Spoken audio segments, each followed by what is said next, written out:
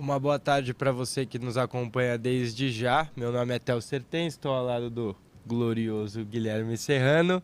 E este é mais um programa do Gazeta Esportiva primeira edição, que vai ao ar todos os dias aqui em uma parceria da GazetaEsportiva.com com a Rádio Gazeta e também a TV Gazeta. Gui, tudo bem? Tudo certo. Hoje nossa parceria com a rádio um pouco falha, né? O pessoal não apareceu, a galera todo mundo sumiu aqui. descansando, mas a gente assume, os dois estagiários aqui do site. Vamos falar bastante aí do clássico, né? O retorno do Brasileirão como um todo. E vamos comentar aí sobre o que rolou no fim de semana. Exatamente, novo formato aí para você que está acostumado a ter 3 pessoas aqui nessa bancada, a galera da rádio aqui mediando a conversa. Hoje vai ter um bate-bola entre eu e o Gui aqui. É uma dupla entrosada, né? Bem dentro entrosado, e fora aí história, das 4 linhas. Bom, começando com a enquete, você pode votar lá no site, direto na GazetaEsportiva.com. A pergunta de hoje é: qual dos paulistas apresentou melhor evolução após a parada para a Copa América? Temos aí Santos, São Paulo, Palmeiras ou Corinthians? Gui, para você, quem que mais evoluiu aí, pelo menos nesse primeiro jogo após o recesso? Exato, é meio difícil a gente fazer essa análise, né? Apenas um jogo aí, Joguinho. Tirando o Palmeiras que já jogou no meio de semana pela Copa do Brasil, enfim. Mas eu vou votar no Santos. Acho que o Santos conseguiu uma ótima vitória, a gente vai falar um pouquinho sobre o jogo mais pra frente, mas conseguiu uma grande vitória sobre o Bahia e eu gostei bastante. Claro que o Palmeiras segue sendo o time aí mais conciso, vamos dizer assim, mas contra o São Paulo teve algumas ressalvas, né? 5 jogadores, o Felipão mudou, enfim. Então por isso, nesse momento, eu vou votar no Santos. Acho que o Santos voltou bem aí e conseguiu uma grande vitória sobre o Bahia. Eu vou... Diferente de você um pouquinho, eu vou votar no Tricolor, no São Paulo. Acho que dos 4 times é o que mais mudou em termos de futebol apresentado dentro de campo. Apesar do resultado, né, 1-1, do empate, 1-1 no Morumbi contra o Palmeiras no choque aí deste último sábado. Eu acho que o São Paulo evoluiu bastante, já com o time completo, mais com a cara ali do que o Cuca quer para o resto da temporada. Acho que o São Paulo conseguiu imprimir um bom ritmo de jogo. O Palmeiras... Sim, principalmente no primeiro tempo. Exatamente, fez a defesa do Palmeiras, que é tão sólida, né? O sistema defensivo do Palmeiras sofrer ali, principalmente no primeiro tempo, e no começo do segundo também. Tiveram 2, 3 bolas ali, que o Everton acabou sendo bastante feliz, e por isso eu acho que o São Paulo é o time que mais evoluiu. A gente vai comentar isso melhor agora, né, que é o primeiro assunto aí do nosso programa de hoje. São Paulo 1, Palmeiras 1, Morumbi, sabadão. O que você achou do jogo?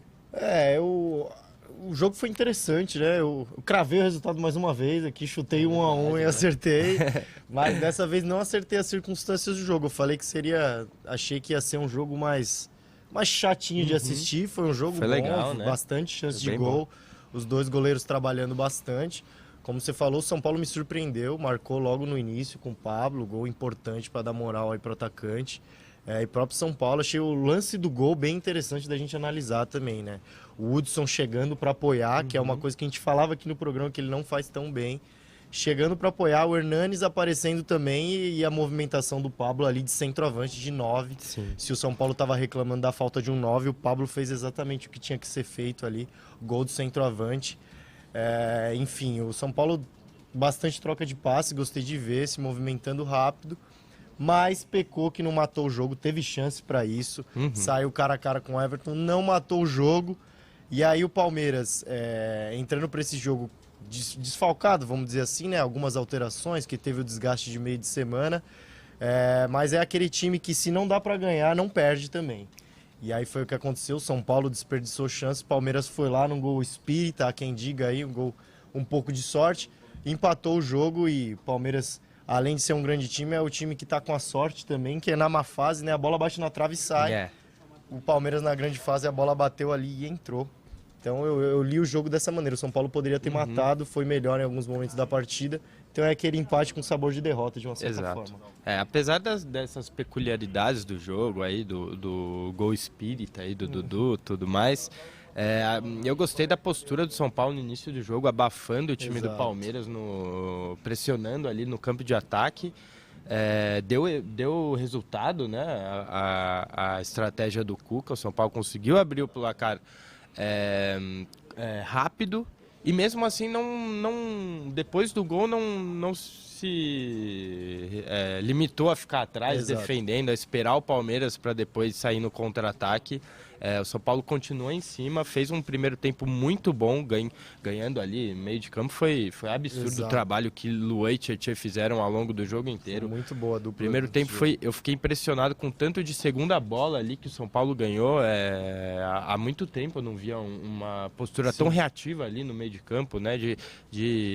A bola respingou, já tá em cima, tá no calcanhar. Aquela gana também, né? Que a gente não via há muito tempo. Exatamente, uma gana. É difícil achar aqui uma atuação no time do São Paulo que tenha deixado a desejar dos titulares, pelo menos, né?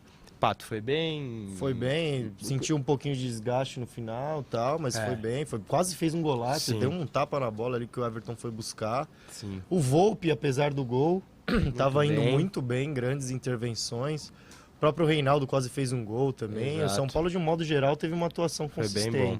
Agora, pelo lado do Palmeiras, o que você acha? Por que você acha que o Palmeiras dessa vez não conseguiu sair com a vitória? Tudo bem que é clássico, estava fora de casa, tiveram as mudanças do Filipão, mas... Então acho que o Palmeiras sentiu bastante essas mudanças aí. O Dudu ficou um pouco sobrecarregado, vamos dizer assim, o Filipão com essas mudanças, mas é algo que o time do Palmeiras vai ter que se acostumar. Talvez pesou um pouco de ritmo de jogo também, não sei. Mas é algo que o Palmeiras vai ter que se acostumar porque ainda está disputando várias competições e essa mudança no esquema tático, essa mudança de peças vai acontecer frequentemente. Mas até o momento, apesar de não ter sido aquela partida brilhante, foi uma boa partida e como eu falei, se não dá para ganhar, não perde. Enquanto o Palmeiras continuar assim, tá excelente. Exato, excelente. Essa consistência que a gente pode observar, né, no Verdão. Ainda mais no Campeonato Brasileiro, de 38 rodadas, né? Eu queria chamar a atenção, acho que eu já tinha falado ali, que o São Paulo conseguiu ali fazer esse sistema defensivo do Palmeiras sofrer e mostra que com uma mudança ali de Luan e Gustavo Gomes, que é a zaga titular, vem muito bem, para Antônio Carlos e Edu Dracena, o nível caiu um pouco, né? Talvez o Pablo não conseguisse chegar naquela bola ali se tivesse o Gustavo Gomes. Claro que não dá pra gente cravar, mas pode ter sentido sim. O Pablo estava mais ligado no lance e chegou rapidamente. É algo que faz bastante diferença, né? Mas mesmo assim, eu tenho confiança nas duas duplas de zaga do Palmeiras. Claro que a titular é muito mais forte. Mas... E o gol espírita do Dudu, você acha que foi falha do Volpi ou foi azar? Eu acho que... Olha lá, tem até a fotinha. A foto dele. Tem uma boa pitada de azar ali, mas não dá pra falar que não foi falha, né? Não dá pra tomar um gol assim. Ele mesmo admitiu, né, depois do jogo, falou que não tem que arranjar desculpa nesse momento, que foi uma infelicidade, foi mesmo. Eu acho que o lance começa com azar e termina com a falha dele, mas é um lance muito complicado, eu acho que para quem é goleiro... que é todo goleiro aí, se tiver algum goleiro assistindo a gente, as pessoas sabem que o Everton até disse, né, o goleiro do Palmeiras, falou que a iluminação do Morumbi atrapalha, de fato deve atrapalhar mesmo, né, que ainda mais trocou o refletor agora mais forte. A bola sobe, mas é complicado. E desce com velocidade. E logo no jogo São Paulo e Palmeiras, no Morumbi, esse negócio de tomar gol de cobertura e tal, o São Paulino já tá meio de saco cheio. Dor de cabeça. É complicado porque ele vai andando para trás, né? Ele não tem muita dimensão aí de onde está a trave, de onde a bola vai. Foi bem complicado. Você falou do Pablo, a diferença que ele fez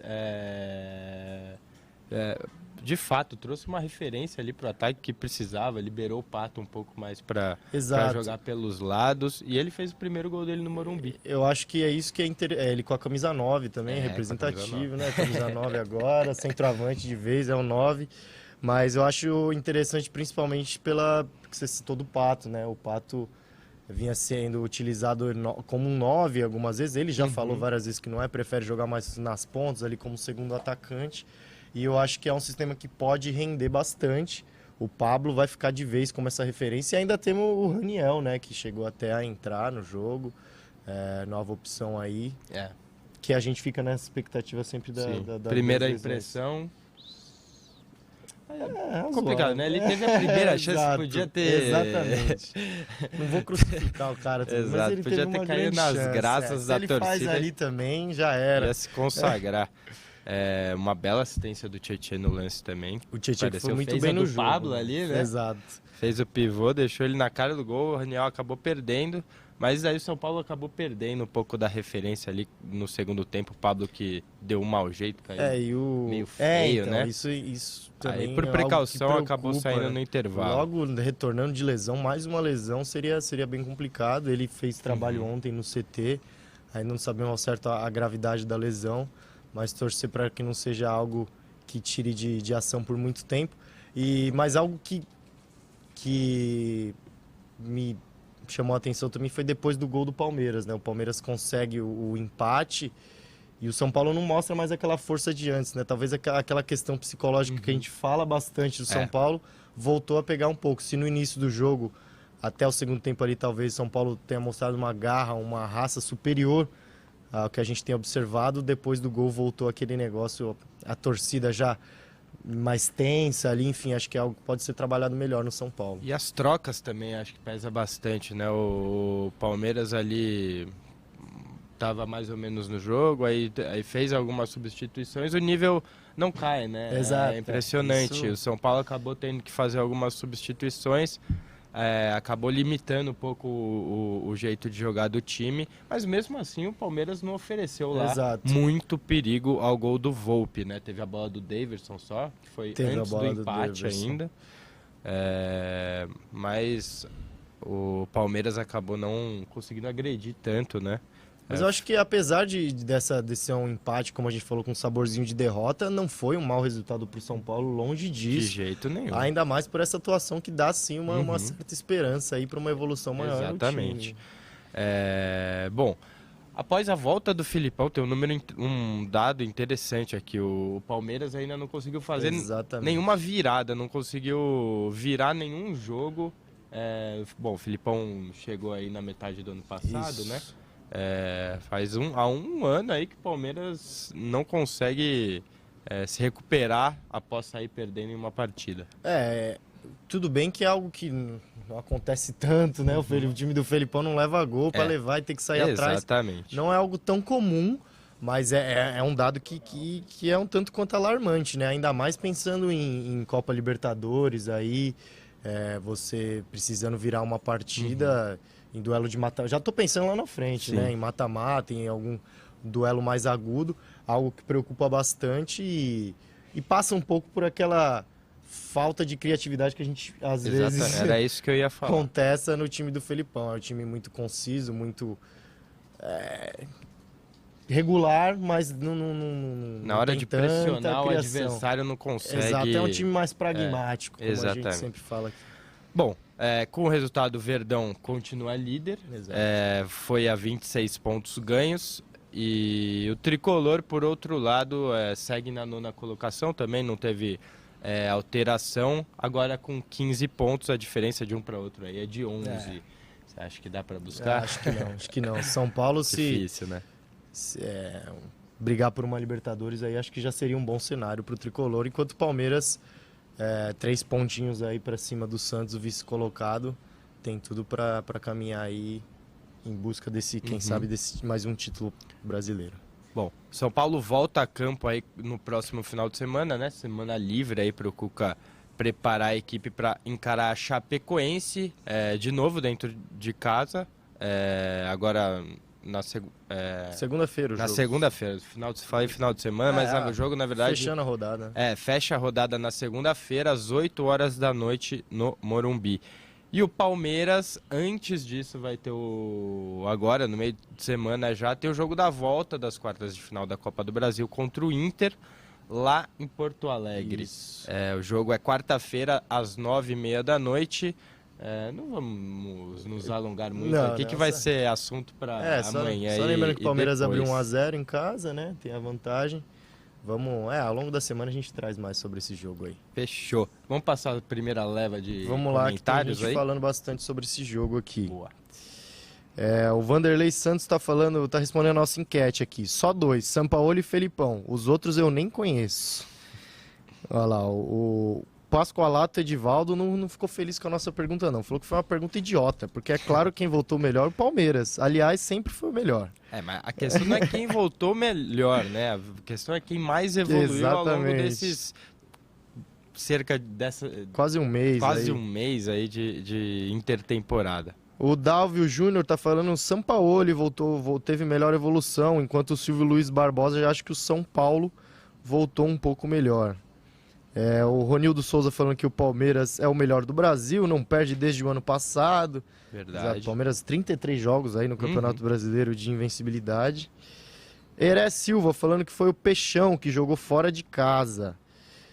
O Fábio Belletti falando que o Palmeiras é o melhor do Brasil e ponto. O Ruscélio Silva Torres sempre com a gente, falando que foi o Timão. Ele tá curtindo lá de Sanharó, Pernambuco, como de costume, um abraço. E tem bastante gente, eu vou deixar para a próxima leva aqui, tem mais opinião. Fechou. Bom, algumas pessoas aí falando do Santos, exatamente, né? Que teria sido o que mais evoluiu. E de fato, o Santos foi até Salvador, venceu o Bahia por 1-0. E apesar do placar ter sido magro, eu considero essa vitória maiúscula. Com certeza, gigante. O Bahia que vem tendo uma grande temporada até aqui, ainda mais dentro de casa, né? Não era um adversário fácil, a gente já vinha cravando. Eu achei que o Bahia ia ganhar, até falei aqui no programa, postei um 2-1 pro Bahia. Mas o Santos foi muito bem. Na primeira etapa, o São Paulo entrou com um esquema, né, de 3 zagueiros, já tentou algumas vezes não deu certo esse esquema. E posteriormente ele mexeu. O Santos não foi mal, né, com esse esquema, mas quando o São Paulo mexeu, né, na equipe ali na segunda etapa, aí o Santos foi para cima de vez, entrou o Marinho ali, fez um volume ofensivo maior. E aí no final conseguiu o gol no lance de pênalti, né? O Sanches ainda errou o pênalti, fez o gol de rebote. Mas como você falou, 1-0 que representa muito mais para o Santos pelo volume de jogo. Eu até dizendo que para mim o Santos foi o que mais evoluiu. Se o Santos não foi bem no primeiro tempo, a gente tem que destacar que o Bahia também não ofereceu perigo. O jogo foi bem equilibrado ali. Os dois times não conseguiram chegar tão próximos assim dos gols adversários. Já no segundo tempo, o Santos foi melhor, conseguiu ali no fim abrir o placar com o Sanches. A vitória, além de tudo, é maiúscula pelo tropeço do Palmeiras no Morumbi. Exatamente. Que diminui a diferença ali na disputa pela primeira colocação da tabela. O Santos continua vice-líder, só que agora apenas 3 pontos separam Peixe de Verdão. O Santos que está com 23 pontos ali na segunda posição. Exato, a gente vem falando bastante aí que o Palmeiras está nadando de braçada, vamos dizer assim, mas calma lá, o Santos também não tá de bobeira, 3 pontinhos, pouquíssima coisa, tudo bem que o Palmeiras até agora não perdeu, né? Foram 2 tropeços, 2 empates, mas basta uma derrota do Palmeiras aí, uma vitória do Santos, por que não sonhar com essa primeira colocação? E é algo que pode ocorrer. O São Paulo vem correndo pelas beiradas ali, né? A gente não vem falando muito, mas ele vem trabalhando em meio a algumas reclamações com o presidente. Ele reclama, mas está fazendo o trabalho dele ali, muito bem feito, por sinal. E em meio acho que o Santos, dos 4 times paulistas, é o que joga mais para frente, né? Com estilo mais ofensivo, mas mesmo jogando, priorizando tanto o ataque assim, a defesa do Santos também tem se destacado. São apenas 7 gols sofridos neste brasileiro. É a 4ª melhor do Brasileirão. Coincidentemente, atrás apenas dos 3 rivais. Corinthians, Palmeiras e São Paulo. Corinthians e Palmeiras acho que tomaram 3 cada. E o São Paulo tomou 6. Um número semelhante. Engraçado, né? E o Santos que tem jogado com 3 zagueiros, tem adotado essa estratégia e não tem tantos zagueiros assim no elenco. Exato, e é interessante porque Muito se falava dos perigos desse jogo mais pra frente e a gente viu na prática, né? O Santos tomando algumas goleadas. Exato. Uns 5, tomou 5, né? Tomou 4, enfim. Tomou 4 do Palmeiras. Exato. Nesse Brasileirão. Se não tivesse tomado, estaria com a defesa aí alinhada com as duas melhores do campeonato. Caminhando para esse equilíbrio aí que vinha sendo almejado desde o início. Bom, Santos... Você falou das desavenças aí do São Paulo ali com o José Carlos Pérez, presidente do Santos. Mas, ao que parece, o Pérez atendeu aí um dos pedidos do São Paulo para a sequência aí do campeonato. E o Santos vai jogar os próximos 4 jogos como mandante na Vila Belmiro. Vila Belmiro, Avaí, Goiás, Fortaleza e Atlético Paranaense. Os 4 aí na Vila Belmiro, atendendo pelo menos... Agora, né, esses pedidos do São Paulo, mas o Pérez já falou que depois desses 4 jogos a tendência é dividir, um no Pacaembu, outro na Vila. Então, quem sabe mais reclamações por aí. Bom, Peixão, vice-líder do campeonato, volta a campo no próximo domingo, jogo da manhã, às 11 horas da manhã, encara o Botafogo lá no Rio de Janeiro, lá no Newton Santos. Mudando aqui, lembrando o Gui, nosso glorioso apresentador aqui, de um alvinegro para outro. A gente vai falar agora do Corinthians, que venceu o CSA em Itaquera. Venceu, mas de novo a gente vem aqui perguntar se de fato o Timão convenceu, né?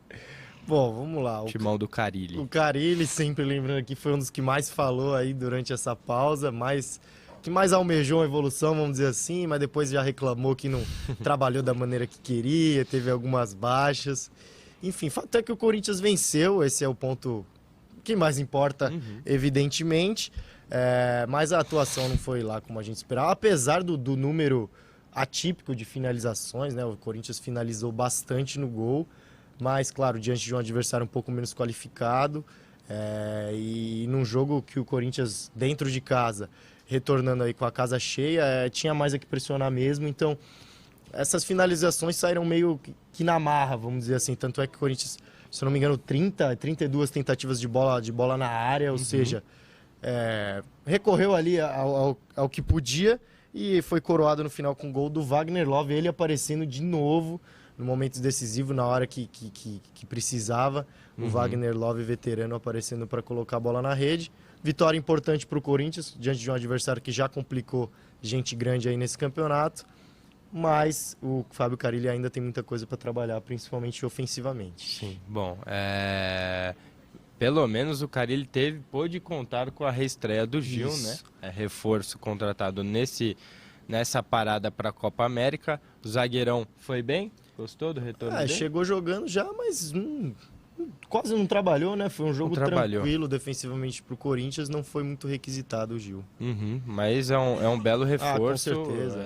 E bom traz segurança e na frente também, né? Ele é bem perigoso ali na jogada aérea, pode ser uma boa arma ofensiva aí para o Corinthians. E bom é que já chegou jogando, né? Mal desembarcou em São Paulo, já está jogando, sinal de que está bem fisicamente, ao contrário de outros jogadores que vêm da China, exemplo do próprio Ramires, que ainda deve ficar um longo tempo em recuperação aí. Bom, depois do gol do Love ficou tudo bem, mas antes disso a torcida não gostou muito de uma das decisões do Carille, que tirou o Pedrinho de campo e colocou o Bozelli.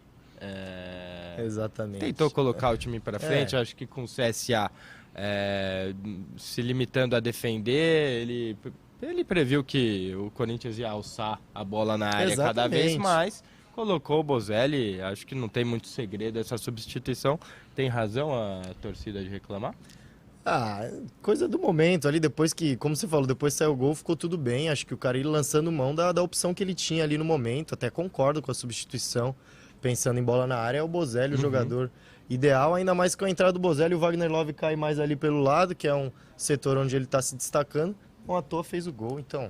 lembrando que deu super certo essa troca, porque o Bozelli foi quem deu o passe para o Love finalizar e dar a vitória para o Corinthians, que é o 8º colocado do campeonato, com os mesmos 15 pontos do São Paulo, que é o 9º. O Timão volta a campo no próximo domingo, a partir das 4 horas da tarde. em clássico aí, Rio-São Paulo contra o Flamengo, de novo em Itaquera. Esse vai ser um jogo interessante, bem interessante, ainda mais que o Flamengo vem moral elevada, né? 6-1 só para cima do Goiás. Então, difícil prever por enquanto, né? Sim, mas tem muita gente animada aí com o que esse Flamengo do Jorge Jesus pode apresentar aí na sequência do campeonato. Você chegou a assistir o jogo do Fla? Sim, o Arrascaeta, 3 gols. Os principais destaques do Flamengo funcionando, né? Arrascaeta, Gabigol, Bruno Henrique. Ou seja... Foi uma formação que é raríssimo de se ver no futebol brasileiro, né? Ele abriu mão do Cuéllar no meio de campo, jogou só com um volante que, na verdade, é mais um segundo volante do que um volante de marcação, que é o William Arão.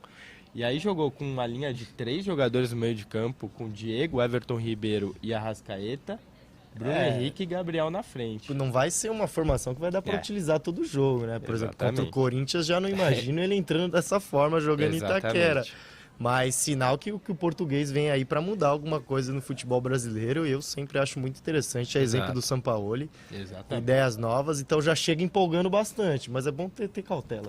Vamos com calma também, que o adversário não era lá tudo isso, apesar de ter uma das melhores defesas do campeonato, agora não mais, com 6 gols. O Goiás tinha a 4ª melhor defesa do campeonato, tomou 6, agora caiu. E para fechar aqui o nosso programa de hoje, a gente vai passar aqui os outros resultados desta 10ª rodada do Brasileirão. Tivemos, ainda no sábado, o Grêmio batendo o Vasco de virada, o Vasco do nosso querido Adriano, que estava inconformado hoje com a arbitragem, com o VAR, chegou aqui chutando tudo. Tivemos também o Fortaleza vencendo o Avaí por 2-0, 2 gols do Wellington Paulista. O Cruzeiro empatando, para mim o Cruzeiro é a grande decepção da rodada, empatou em casa com o Botafogo 0-0, depois de uma vitória enorme, monumental na Copa do Brasil contra o rival Atlético Mineiro. Lá em Curitiba, Atlético Paranaense venceu o Inter já com a cabeça no jogo de volta contra o Palmeiras da Copa do Brasil, foi 1-0. E para fechar, ontem, já o jogo mais tarde aí deste domingão, o Chapecoense tomou a virada do Galo com o time reserva e perdeu por 2-1 lá em Chapecó. Hoje temos o último jogo da rodada. Às 8 da noite, o Fluminense recebe o Ceará no Rio de Janeiro e, enfim, passará a régua nessa 10ª rodada do Brasileirão. Alguma expectativa para o jogo? Né? Eu quero palpite. Eu, como apresentador aqui, não podia deixar de pedir um palpite. Então vamos lá, 2-0 pro Flusão. Aí um abraço pro nosso companheiro Estevão também, aproveitando. Um abraço pro Estevão. Deixa eu ver, 2-0? 2-0 Flusão. Mas eu vou de 3-1 Flusão. Olha que beleza. Fechou? Vamos passar os últimos comentários vamos lá. Antes de encerrar? O Gerson de Souza tá falando do jogo do Palmeiras aqui. Mesmo não jogando bem no clássico de sábado, o Palmeiras não fugiu de suas metas. 33 jogos sem conhecer uma derrota já é o suficiente. Realmente, é o que eu falei, né? Não dá para ganhar, também não perde. Isso é bem interessante. O Rafael Bastos Freitas falando aqui que foi o Timão que evoluiu mais. Fábio Mariano tá perguntando o que a gente acha do Antony, porque para ele parece o Neymar. Nem é tocado e já tá pulando pedindo falta. Será? Não acho que é tão... Não acho. Acho que ele acaba sendo bastante procurado ali pela marcação, com certeza. Né? O Antony, que muitas vezes faz um lance ali de mais efeito, né? Acaba irritando o adversário aí. E aí ele tem que ser inteligente também para fugir do contato e da queda, né? O Ruscélio Silva tá pedindo aqui que o Corinthians poderia ganhar do CSA de um placar mais avançado. Ganhou apertado em plena arena. E o João Brito está concordando, falando que o jogo foi horrível contra o CSA, mas que ao mesmo tempo o CSA não passou do meio campo. Foi bem isso mesmo, né? O Corinthians pressionando ali, um golzinho só. Talvez por isso a irritação pelo resultado, né? O Fábio Mariano já tá olhando com outra ótica aqui. Falou, tá bom, 1-0 é goleada, vai melhorar. Só posso dizer uma coisa, é love. Tá certo, Wagner Love mais uma vez crescendo. Vamos ver se tem mais alguma coisa aqui. O João Brito falando que sempre tem uma desculpa pro Palmeiras quando não ganha, põe as reservas, não sei o quê. Não tá gostando muito não do Verdão. É isso. Fechamos isso? aqui. Fechamos aqui nossos comentários. Bom, Gui, foi um prazer hoje neste novo formato do Gazeta Esportiva. Primeira edição que deve se repetir aí pelos próximos 15 dias, né, Aninha? 15 dias aí, sem a galera da rádio subindo aqui para apresentar. Gui, valeu. Temos ainda o nosso resultado da nossa enquete? É verdade, ó. Temos o resultado da nossa enquete. Eu não tô muito acostumado aqui a ficar nessa posição, tá tranquilo. Mas vamos aí com o resultado da nossa enquete, repetindo. Qual dos times paulistas apresentou melhor evolução após a parada? E a galera tá com você, hein, Gui? Tá comigo. 50% aí, ó. Vantagem esmagadora do Santos na frente, São Paulo com 22 em segundos, Palmeiras com 15 e o Coringão eu acho que, com 13 acho que tá interessante esse ranking aí, acho que é por aí mesmo. Sim, o Palmeiras com 15 também, porque contra o Inter no meio de semana foi bem, a gente tem que lembrar, né? E tá com a classificação encaminhada. Bom, ficamos... É isso. Ficamos por aqui hoje, a gente agradece muito a presença de vocês, todos os comentários e até amanhã.